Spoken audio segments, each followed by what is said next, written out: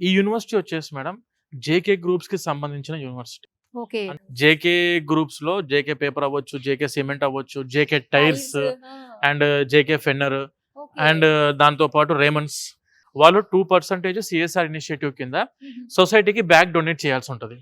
So వాళ్ళు ఏం చేశారంటే సిఎస్ఆర్ ఫండింగ్ ఈ యూనివర్సిటీ మీద ఇన్వెస్ట్ చేశారు.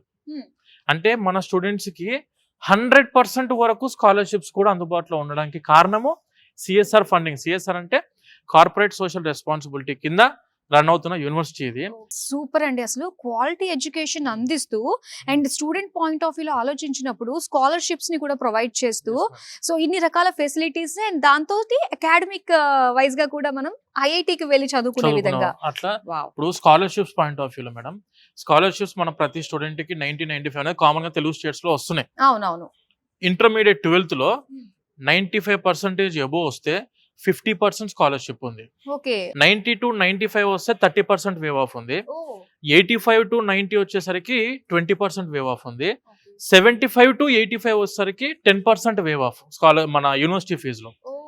అండ్ దానితో పాటు జేఈలో మన స్టూడెంట్స్ కి 95% అబోవ్ వస్తే 100% స్కాలర్షిప్. ఒక్క రూపాయి కూడా మీరు యూనివర్సిటీకి కట్టాల్సిన అవసరం లేదు. 90-95 ఉంది అనుకోండి మేడం, మనకు స్కాలర్షిప్ 75% ఉంటుంది.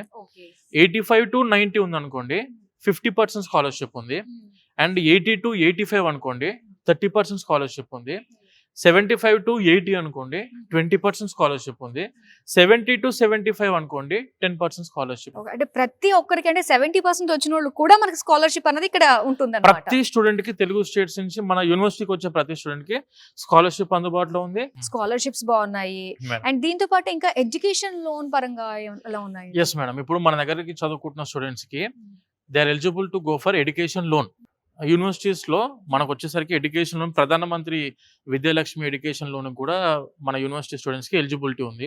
నేషనలైజ్డ్ బ్యాంక్స్, ఎన్బిఎఫ్సిస్ నుంచి కూడా మన వాళ్ళకి ఎడ్యుకేషన్ లోన్ అందుబాటులో ఉంది. వితౌట్ ఎనీ కొలెట్రాల్, ఎలాంటి ప్రాపర్టీ అష్యూరెన్స్ పెట్టాల్సిన అవసరం లేకుండా 7.5 lakhs వరకు ప్రధానమంత్రి విద్యాలక్ష్మి ఎడ్యుకేషన్ లోన్ తీసుకునే అవకాశం కూడా మన గవర్నమెంట్ యూనివర్సిటీ వాళ్ళకి కల్పిస్తుంది స్టూడెంట్స్ కి. ఓకే, నాకు ఇక్కడ ఇంకొక డౌట్ వచ్చిందండి. ఇప్పుడు బీటెక్ 4 years కదా, 2 years తర్వాత మిగతా 2 years మనం వేరే వేరే ఐఐటీస్ లో చేసుకోవచ్చు అన్నారు. అయితే మరి ఇదేదైతే మనకి ఫీ ఉంటుందో మనం ఎక్కడ చదువుతున్నామో అక్కడ పే చేయాలా, లేదంటే ఇక్కడ పే చేసి మళ్ళీ అక్కడ కూడా పే చేయాల్సి ఉంటుందా? జేకే లక్ష్మీపతి యూనివర్సిటీలో చదువుకున్న సంవత్సరాలు, for example 2 years in JKLU, 2 years in abroad అవ్వచ్చు, 2 years ఇన్ ఐఐటీస్ అవ్వచ్చు. ఆ 2 years మీరు ఎక్కడ చదువుకుంటే దాని ఫీజు మాత్రం మీరు అక్కడ కడతారు, ఈ యూనివర్సిటీ ఫీజు కట్టరు. ఓకే, అంటే స్టూడెంట్ 4 years ఇక్కడ చదువుకుంటే 4 years ఫీజు ఇక్కడ కట్టాలి.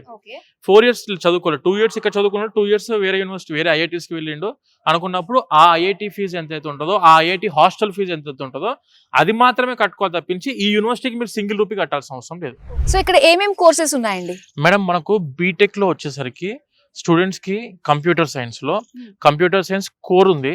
And artificial intelligence, data science, cyber security, ఈ 4 courses are from computer science.